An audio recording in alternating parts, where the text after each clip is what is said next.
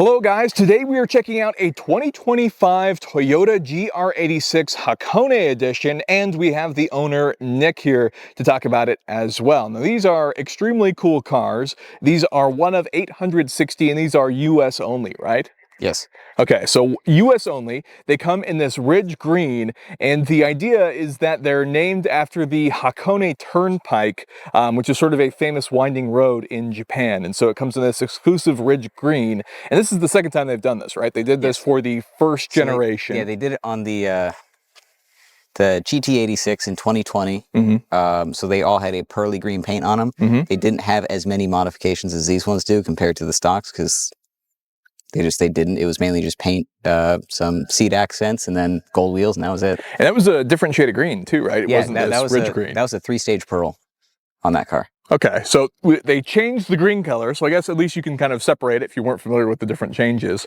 But let's talk about the exterior changes, right? So this is essentially a fully loaded or premium plus car, and so they start around $35,720, and then there's probably a markup and stuff for these cars, right? So most dealers are marking them up right now, but yeah, so sticker for the Hakone specifically is 37, I believe. And that's probably after delivery and all that. Yeah, I'm not sure the base on the premiums or the sticker for it, but it's it doesn't have the optional TRD parts you can option when you order one of these, but it's got the upgraded Brembos, the sack suspension, and some sort of upgraded exhaust on it as well. Okay, so as we take a look, obviously in the front here, other than the ridge green, it's pretty normal, but the bronze wheels are kind of the first thing you notice as a Hakone specific thing. And then, as you mentioned, the Brembos are one of those things that come with the upgraded sort of premium plus performance options and the sack stampers and even stickily Michelin tires. So it comes pretty well equipped, right, for a entry-level sports car. Black mirrors, I think, are maybe a premium plus thing, not necessarily Hakone specific. You've done some stuff already to protect this. It's been PPF'd and then tinted, right? So it's full body PPF from higher quality details. Headlights and taillights I tinted to make them a little neat, and then I just had the windows tinted this past week. But yeah, that might be a little bit harder to find touch-up paint for this if it was to get damaged, so makes sense to PPF it. Yeah, luckily I'm a really good paint body guy too. Yeah, that helps too. So you've done wide body kits. How long have you had this car now? So I got this car right at the beginning of March, and I took a trip to Chicago to do a project, and I got to come back after it was PPF and actually drive it and enjoy it, and it's impressive. And you've you're already over 1,000 miles on this, right? I'm like 3,300. Good Lord! Because the first week I drove like a maniac just to get through the break-in. Which makes sense. Yeah. And yeah. So it's been fun for sure, but it's, as somebody who's driven like various different sports cars, and whether it's been like 911s, Bugattis, Lamborghinis, you know, RX-7s, Supras, R34s, like this is surprisingly high on the list for me, which is hard because it's like, again, I've driven, you know, a lot of top tier cars. And it's just, it impresses me more each week how good this car is. These cars are great. I think these are one of the best entry-level cars that you can buy just from a sort of general ownership perspective. I personally think the ND Miata is a little bit more fun to drive. Yeah. But where this thrives is a daily driver with the back seat, more trunk space. It's a little bit bigger. You get lots of power though. This, I think, and plus the Boxer, if we're being honest, sounds better than the ND Miata engine. Like, I really haven't driven a whole lot of NDs. Like, I don't think I've actually ever driven one seriously. But with this car, it's like, with the tires, and it grips like you'd expect. And then it's like, if you want to snap it loose, it is very easy to snap it loose, and it does it beautifully. Well, the big part for these second gen GR86s, we kind of talked about this off camera, but is the fact that they really fixed the torque curve, the power curve from the previous generations, which had a drop in the mid-range, which is dumb because that's where you spend most of your time, in the mid-range of the power band. So the fact that it dropped off made the first gen cars have sort of weird power gains. Yeah. You had it down low and then you had it way up high. So kind of unique, but these cars have a much better power band, obviously using a totally new motor now for these, which has made a huge improvement. But kind of getting back to the Hakone edition itself, we have the premium plus spoiler, right? So this is what would be available in other cars, but now in ridge green. And then the main thing, as we sort of talked about earlier, was that exhaust. And then you get the very, very cool special Hakone edition badge here on the back, which I think is great. I love that they matched it to the bronze for the rest of the car as well. I think that makes it stand out, and it's a really cool badge. Like, it would have been I would have liked it if they did the Toyota badges in the bronze, like when they were doing their anniversaries in the 90s. That would have made sense. Yeah, why didn't they Same do thing that? on the door sill. They left that spot OG blank. like 90s green Yeah. Camrys with gold badging is 15th anniversary legendary. Supra. Yeah, you're right. They should have done that. Of all the things to add and not match the badges is kind of unfortunate, or at least make them black. So detail, I mean, you'll put a picture of this. yes. Like the coolest feature, like, cause I was looking at like just getting a new car in general. And I have friends who have these. The first gens, I really didn't think they were built that well. They always felt like at the end of the day, a cheap Scion. Well, there were some issues with the early years and the frames. And then, but it was like, you know, I'm talking like door panels and like how it just felt a little, you know. Mm-hmm. So, and the second ones were these are such a bigger improvement in build quality in terms, like for me anyways. When I came to looking at one, it was like, okay, as a car guy, you sit down, you're like, okay, I want to get something nice, but I need new daily. What's the best way I can not lose money?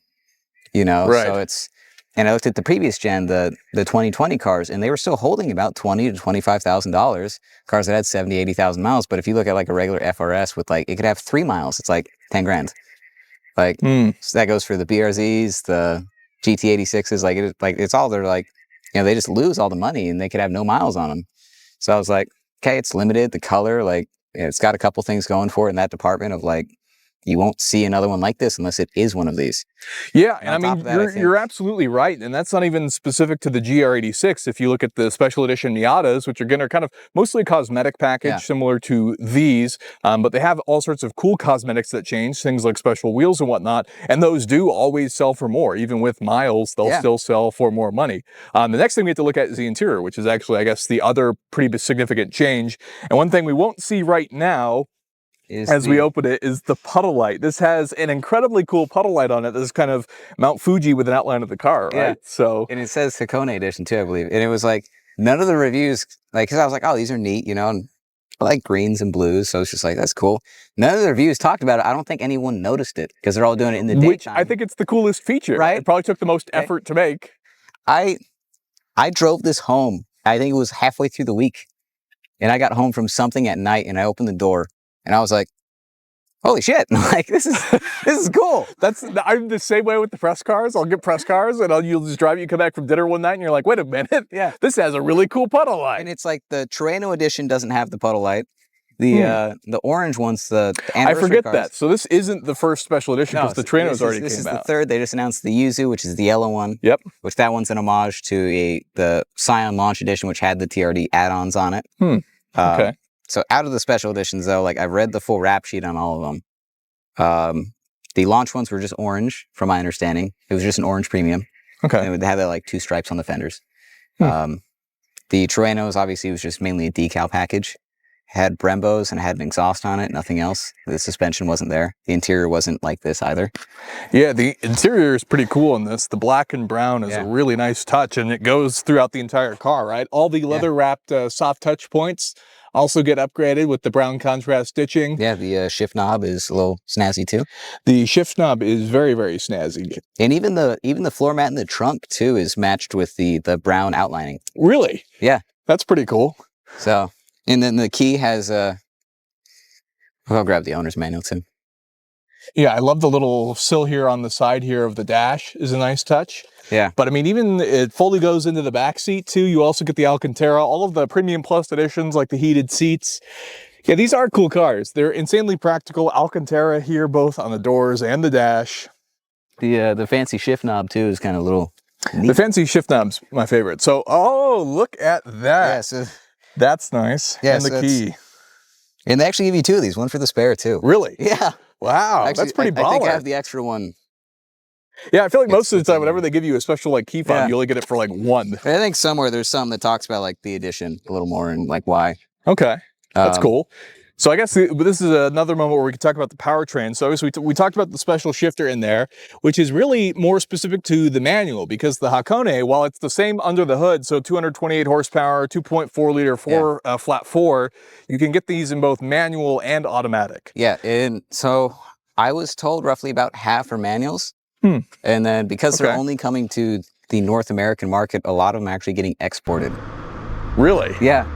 So it's probably being put in the collection somewhere and may or may not be driven very much. Yeah, and it's surprisingly like again, to me, it's a GR86 Premium that's green with gold wheels. Anytime I take it That's bronze to you, sir.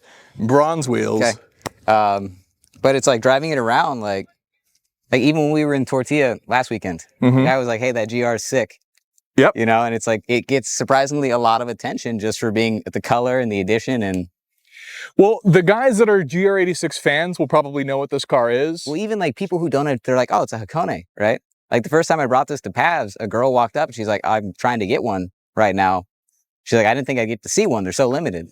Yeah, so let's talk about that. So you were probably one of the first people in the States, probably as a whole, definitely in Arizona, but probably in the States as a whole to get the Hakone. But then the other day you actually saw one here, right? Yeah, so I was getting sent pictures of her car. And like, she's in Chandler, I live in Mesa. Ah, okay. There's another one on West Side. The one on West Side is an automatic. That was the one that was at HUD. That was the first one I saw that made me just go, screw it. And I tried getting one. And I did. But so yeah, she also has a manual. And then one of my friends sent me, he's like, hey dude, look what's in the parking lot. And I'm like, whoa, right? Right. And he sent me her Instagram and I messaged her. I'm like, hey, we had the same car. She's like, really? And then I sent her the picture of me sliding around the corner. And I was like, yeah.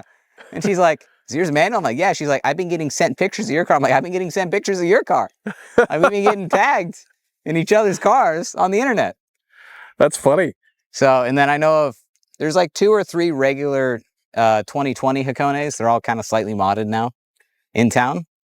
But well, as long as they don't change the things that make it special, I guess, because the whole point are the special add-ons from Toyota. So the minute you start changing that, i.e. getting rid of wheels, then you've gotten rid of some of the specialness of the car, right? Right, yeah. So it's kind of funny. You know, it's one of those things, it's like, yeah, I think these are on the way to becoming like the next 240Z from the 70s, and it's going to be the 240SX. There's always going to be that cheap sports car people are going to drift around. Yeah, oh yeah. Well, I mean, people swap these all the time too. Not necessarily, I don't think any Hakones will be swapped, or at least not of calm-minded individuals, but yeah, I think they're, you know, the GR86 as a whole is a really awesome platform. It really is like an amazing platform. Again, from somebody who's driven like stuff from multi-million-dollar cars to like, hey, it's like a $400 car. Right. Like this is I'd say top 10. And it's like, just like my RX-7. Like my RX-7 is still my number 1 of just like, it's amazing. But there's just something when, I guess, I'm sure you get it as you've driven a lot of cars, but like some cars you just get in, you're just like, wow. And you can keep driving and it just like keeps. Oh yeah. Sometimes you can tell right away, like the minute you start turning the wheel and moving the car in certain directions, you can tell when it's set up in the proper way. And like getting the car to kind of step out on occasions and do that, like when you feel good suspension too. That's the other thing is like, I don't know if it's just the Sachs suspension that's in this, or if it's all these in general, mixture with the chassis stiffness and everything else, is like when you feel the body roll and it's not like it's proper almost. Like it was like, okay, like the car's, it can do this comfortably. And it's not like the weight's not going to pull you extra. Like you can almost say like, hey, I'm going to go this much and you know what to do. And it's comfy and it's, again, it feels great going through it. It's not like some cars where it's too loose or too tight. It's like just perfect.